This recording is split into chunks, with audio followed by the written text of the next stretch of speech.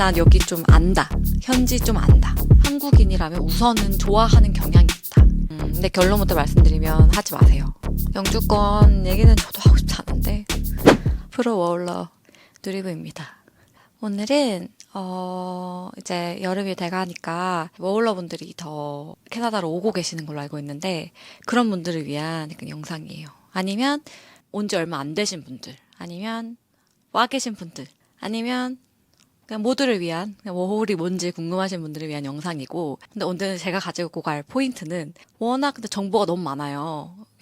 유튜브도 있고 블로그도 있고 거기에 너무 좋은 정보들이 많은데 거기서 약간 하지 않은, 좀 다른 분들을 찝어주지 않았던 그런 정보들을 좀 나눠보려고 합니다. 너무 많은 내용은 아니고요. 정말 제가 드릴 수 있는 엑스트라 정보들을 좀 드려보려고요. 우선 많이 궁금하신 게 잡이죠. 그리고 사실 이렇게 멀리까지 와서 원하는 게, 우리 모두 원하는 게 현지 잡이잖아요.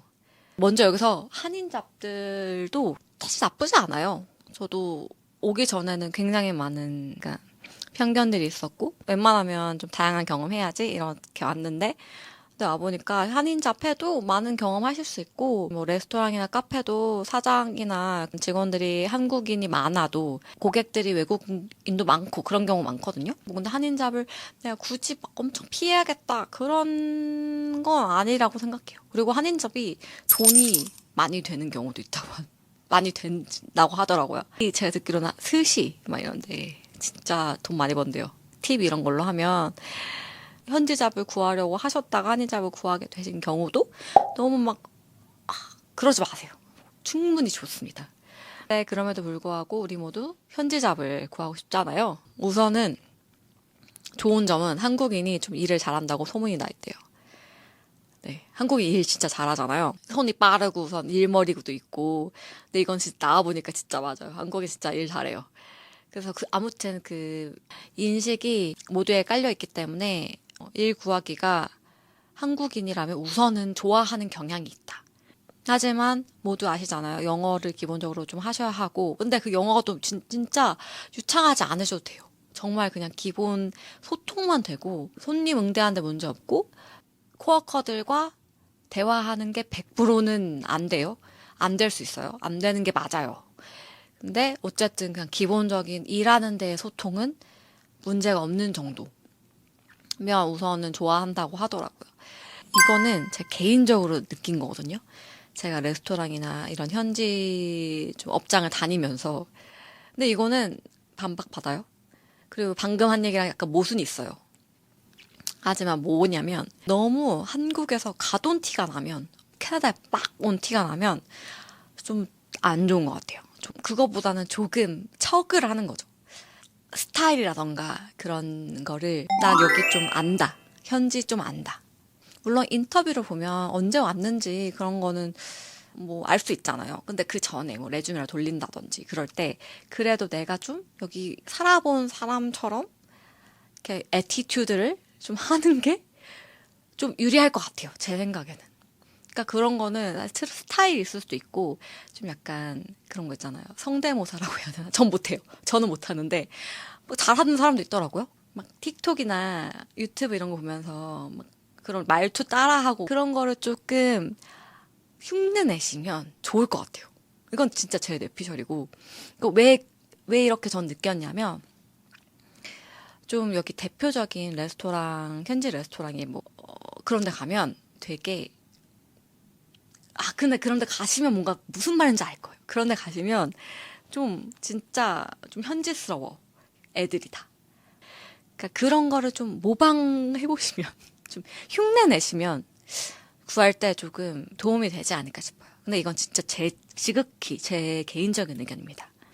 근데 사실 똑같은 조건인데 너무 얘 진짜 방금 넘어온 티가 나는 애랑 그 좀 약간 현지의 분위기를 아는 애랑 딱 봤을 때 그럼 현지의 분위기를 아는 애를 저 같은 뽑을 것 같거든요. 오너라면. 그러니까 그런 거를 조금 모방해 보세요. 참고하실 분은 하시고 마시면 마셔라. 네. 그리고 오피스 잡을 구하고 싶으신 분들도 많을 것 같아요.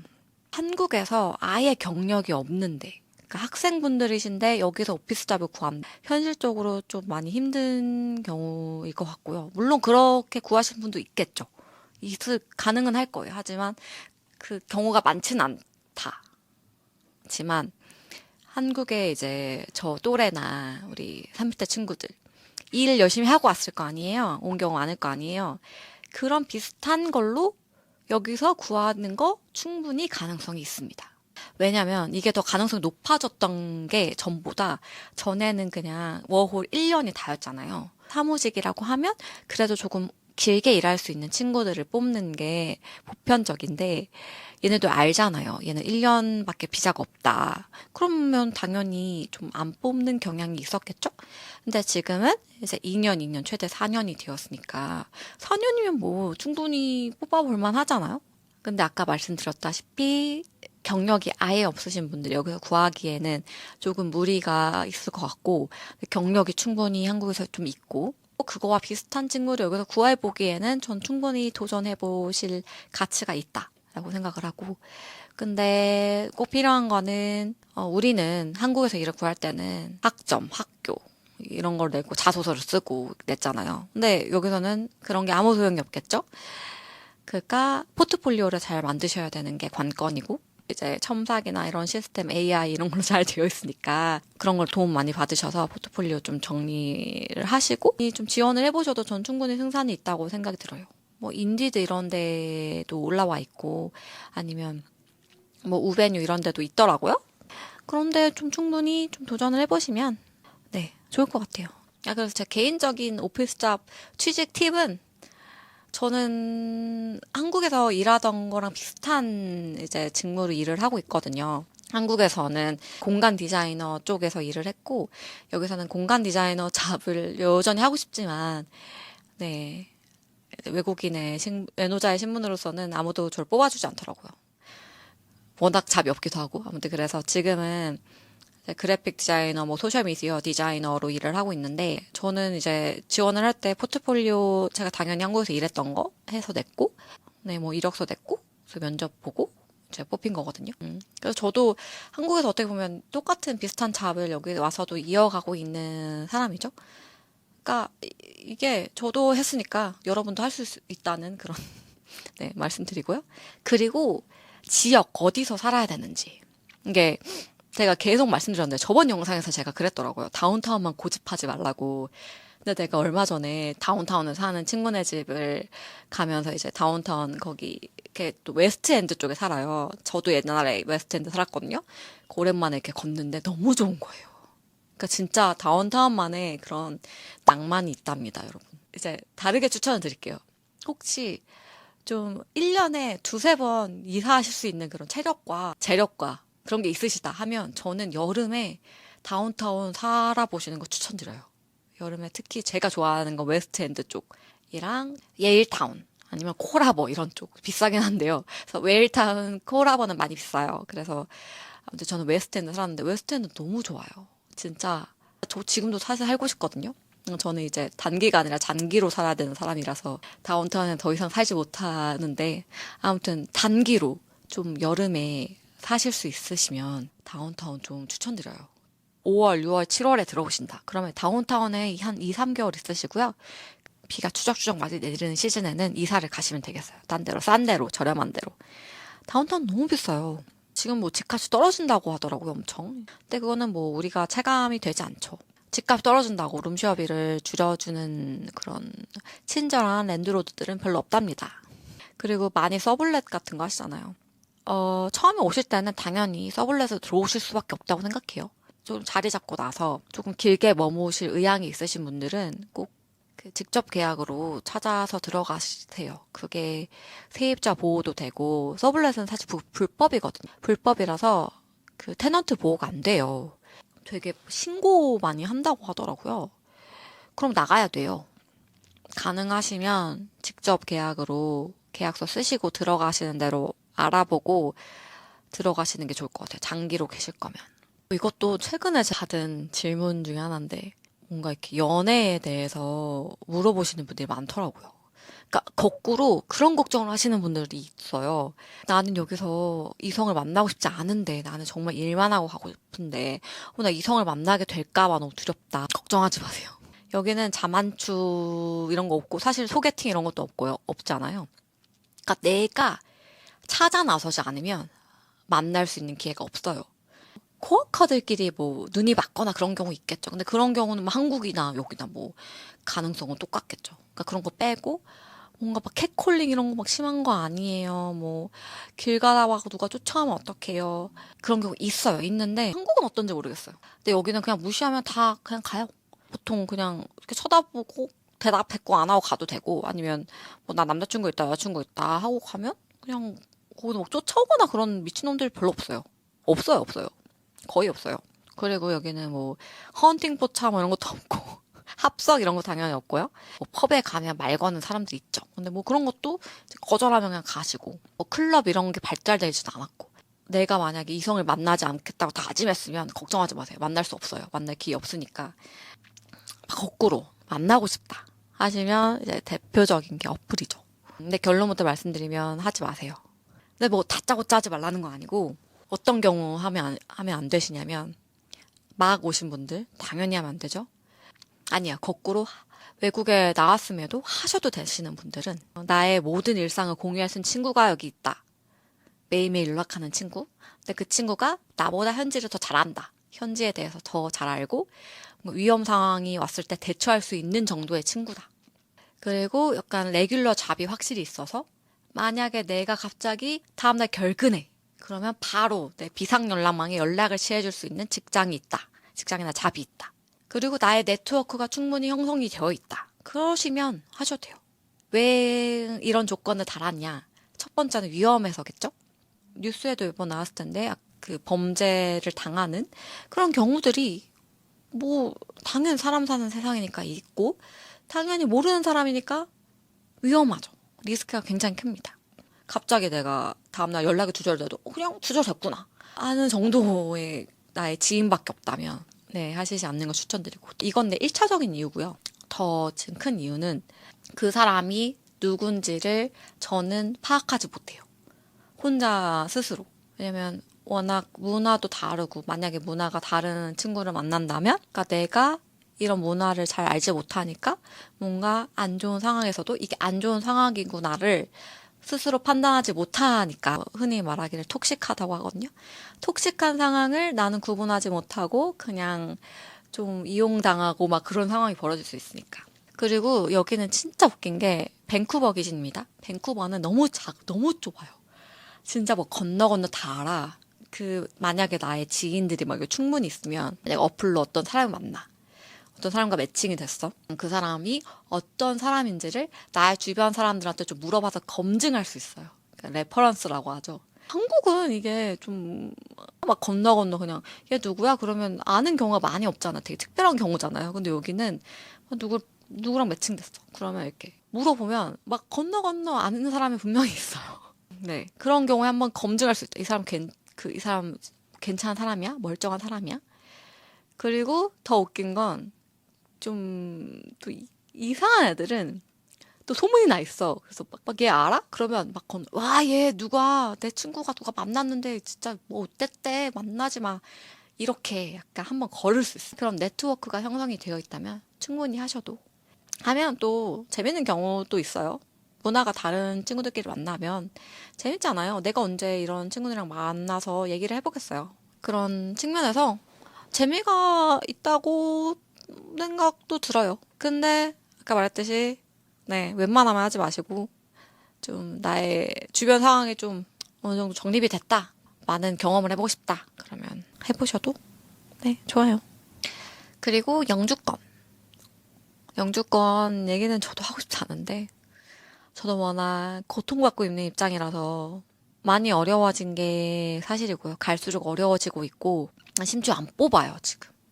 지원자는 쌓여가고, 그래서 저도 지금 의욕이 팍 떨어진 상태고, 이 지금 영주권을 막은 좀 어렵게 된 사태는 인종차별 한다고 또 달린다? 근데 이거 사실이에요. 이거는 팩트예요. 그냥 그냥 숫자로 나와 있는 사실이고 그 정보들도 직접 언급은 하지 않았지 그들도 이제 간접적으로 모두 다 언급을 한 상태인데 그런 특정 사회의 뭐 가라 뭐라 하죠?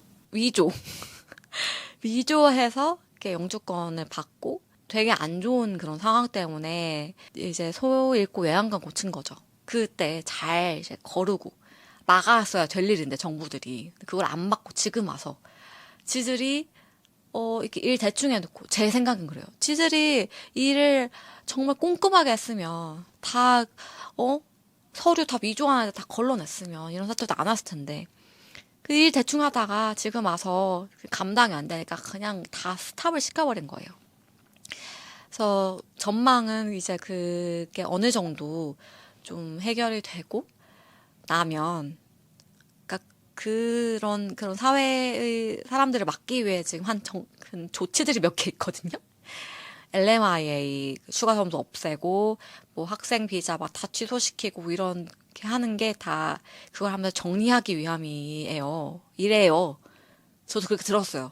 네, 맞는 것 같아요. 근데 그래서 그들이 좀 정리가 어느 정도 되고 나면 다시 몇 년 안에는 정상화가 될 것이다 이런 전망이 있고 그리고 얼마 전에 선거를 다시 했어요. 총리. 진짜 사람을 진짜 모르는 게 이제 그 트리도가 엄청 개판을 치고 나갔기 때문에 그 자유당에 대한 반발이 엄청 와 이번에 무조건 보수다 이렇게 다들 모두가 예상하고 있었는데 이제 그 옆나라 수장이 그렇게 난리를 치는 바람에 거기에 대응할 수 있는 이제 자유당이 뽑혔거든요, 총리로. 그러니까 어쨌든 자유당이 뽑힌 건 이제 이민자 입장에서는 되게 대표적인 입장 자체는 좋거든요. 그래서 이게 그냥 몇 년 안에는 정상화 될 것이다라는 긍정적인 예측이 있습니다. 그러니까 혹시 지금 워홀을 오고 계신 분들은 몇 년 뒤에 그것도 생각해 보실 수 있지 않을까 싶은데 그거는 뭐 하기 나름이고 아무도 몰라요. 신도 모르니까. 근데 지금 올해 그리고 어쩌면 내년까지는 어려워진 것은 맞다. 하지만 불가능은 아니다. 네, 할 수 있어요. 누구나. 희망과 긍정 에너지만 가지면 할 수 있어요. 제가 요즘 진짜 많이 하는 게 긍정 라이팅을 진짜 많이 하고 있거든요. 스스로 막 계속 막 작년에 진짜 부정의 끝을 달렸어. 근데 그러면서도 버텼어요. 대단하지 않습니까? 그 부정 계속 막 이러면서 결국 버텨서 여기까지 왔다. 그래서 지금은 끊임없이 노답인 상황에서도 그냥 막 행복 회로를 돌리면서 긍정 회로를 돌리면서 하고 있습니다. 그래서 이 끝이 어떻게 될지 저도 모르겠어요. 이러다가 또 제가 몇 개월 뒤에 또 한국 간다고 영상 올릴 수도 있어요. 아무도 몰라요. 아무튼 여러분들도 긍정 라이팅을 하시고 또 특히 해외에서 필요한 게 그런 것 같아요. 낙관주의, 긍정. 여기는 아무도 없잖아요. 나를 보호해줄 사람이. 그리고 여기 어쨌든 왔잖아요. 오실 거고. 그리고 올까 말까 고민하시는 분들 너무 두려움 갖지 마시고 오세요. 오셔서 다양한 경험하시고 가세요. 아니면 계속 있던가. 사실 여기 먼 나라에 갑자기 툭 떨어져서 오는 것만으로도 저는 굉장히 대단하신 분들이라고 생각이 들어요. 저도 여기 막 많은 워홀러들과 그런 해외로 이민 오신 분들 이렇게 만나보면 진짜 다 대단하다. 저는 생각을 많이 할 때가 있거든요. 막 혼자 여기 와서 이민 1세대로 특히 막 자리 잡고 막 그러신 분들은 와 진짜 보통 사람들이 아니다. 멋지다. 라는 생각을 갖고 있거든요. 그리고 여기 오실 때 이제 다양한 목적을 갖고 올 거라 생각해요. 뭐 나는 영어를 좀 늘리겠다. 또 있을 수 있고 아니면 뭐 돈을 좀 모으겠다. 근데 캐나다는 돈을 모으는 데는 적합한 데는 아닙니다. 그렇지만 그럴 수 있죠. 목표가 있을 수 있으니까. 아니면 다양한 경험을 해보겠다. 아니면 뭐 여행을 많이 다녀보겠다. 그러니까 있을 수 있는데 저는 최대한 많은 걸 해보세요. 근데 여기서는 진짜 가장 좋은 건 실패가 없잖아요. 내가 여기서 뭘 해도 경험이에요. 그냥 실패해도 경험. 뭐 레주메를 돌렸는데 다 떨어져. 그것도 경험. 아니 뭐 어딜 갔는데 뭐 무슨 일을 당해. 좀 안 좋아. 기분이 안 좋지만 그것도 경험. 그러니까 많은 경험을 좀 긍정적이든 부정적이든 한국에서 할 수 없는 많은 경험들을 해보시는 게 좋고, 또 그렇다 보면 저 같은 경우도 좀 그러다 보니까 나는 한국에서 사는 게 안 맞는 사람이었구나를 느낄 수도 있고요. 아니면 반대로 나는 한국이 정말 맞는 사람이다. 이건 진짜 경험이고 좋은 경험했고 나는 돌아가서 더 잘 살겠다. 이러는 친구들도 있고. 그러니까 아무도 몰라요. 일단 열린 마음으로 다양한 경험을 하겠다. 그럼 여기에는 정말 좋은 게 실패는 없다. 혹시 너무 괴로우면 돌아갈 집이 있고요. 우리 모두 나라 있고요. 여권 있고요. 또 여기 와서 또 느끼는 거는 저는 약간 국뽕이 있긴 해요. 우리나라가 좀 좋은 나라예요. 좀 어디 가면 그래도 알아준 나라고 좀 잘 사는 나라고 경제가 많이 안 좋죠?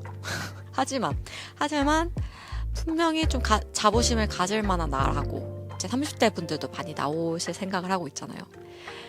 오세요, 여러분들. 네, 전 진짜 후회하지 않아요. 아니, 후회 가끔 해. 아니, 많이 해. 내가 여기 안 나왔으면 지금 돈을 얼마 모아서 차도 샀고, 집은 못 샀겠지. 차도 사고 승진도 하고 연봉도 얼마겠고 이러는 건 당연히 하지만, 근데 안 나와봤으면 저는 몰랐을 것 같아요. 이런 생활들을. 그래서 저는 지금 가진 게 아무것도 없고 많은 어려움을 겪고 앞으로 겪을 거지만 충분히 가치 있는 시간이다 라고 스스로 요즘 가스라이팅을 하고 있다. 네, 긍정 라이팅을 하고 있다. 그러니까 여러분들도 할 수 있다. 저는 아직 못했지만 여러분들 먼저 하세요. 네, 여러분들 먼저 꿈 이루시고 목표 이루세요. 저도 할게요. 네, 저 자아성찰을 또 한 것 같네요. 아무튼 그렇습니다. 다음에는 브이로그를 돌아올게요. 브이로그 찍어서 올릴 테니까 봐주세요. 그러면 안녕, 행복하세요.